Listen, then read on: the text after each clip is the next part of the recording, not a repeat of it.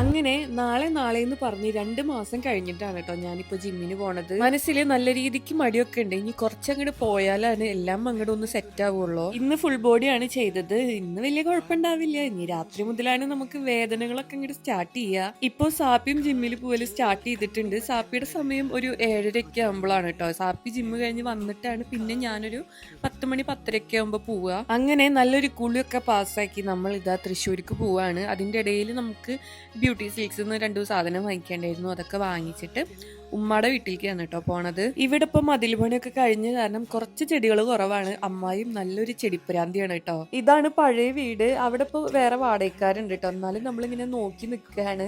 കാരണം കുറേ വന്ന് നിന്നിട്ടുള്ള ഒരു വീടല്ലേ. പണ്ടത്തെ പോലെ പുതിയ വീട്ടിൽ അങ്ങനെ കുറേ ദിവസം ഒന്നും വന്ന് നിൽക്കാൻ പറ്റിയിട്ടില്ല കേട്ടാ. അപ്പൊ ഉമ്മയാണെന്നുണ്ടെങ്കിലും ഞാനാണെന്നുണ്ടെങ്കിൽ ഇങ്ങനെ ചുറ്റും ഓരോ സ്ഥലം ഇങ്ങനെ നോക്കിയായിരുന്നു കേട്ടോ. അമ്പ്രൂനായിട്ട് ജസ്റ്റ് ഞാൻ അവിടെ ഒന്ന് പോയി. പിന്നെ അവിടെ മുല്ലപ്പൂ ഉണ്ടായിട്ടുണ്ടായിരുന്നു. അത് കുറച്ച് പൊട്ടിച്ചു. കുറേ ഇത് പൊട്ടിച്ച് കോർത്ത് തലയിൽ വെച്ചിട്ടുണ്ട്. അപ്പൊ ഇതൊക്കെ കണ്ടപ്പോ ചെറിയൊരു വിഷമൊക്കെ ആയിട്ടാ. ഇന്ന് നമ്മൾ വന്നത് ഈ ഒരു സമയം ആയതുകൊണ്ട് ആരും ഉമ്മാക്ക് കാണാൻ പറ്റിയില്ല. അപ്പൊ അപ്പുറത്തെ വീട്ടിലത്തെ ചേച്ചീനെ വിളിക്കാൻ വേണ്ടി പോയേക്കാണ് കേട്ടോ. രണ്ടാളും കൂടിയിട്ട് അമ്മായി ഉമ്മയാണ് നിൽക്കുന്നത്. അമ്മായി ഇന്ന് നമുക്ക് സ്പെഷ്യൽ ആയിട്ട് മന്തിയൊക്കെയാണ് കേട്ടോ ഉണ്ടാക്കിയിരിക്കുന്നത്. എന്റെ മുന്നത്തെ കുറെ വീഡിയോസിൽ ഞാൻ പറഞ്ഞിട്ടുണ്ട് അമ്മായി നല്ലൊരു കുക്കാണ്.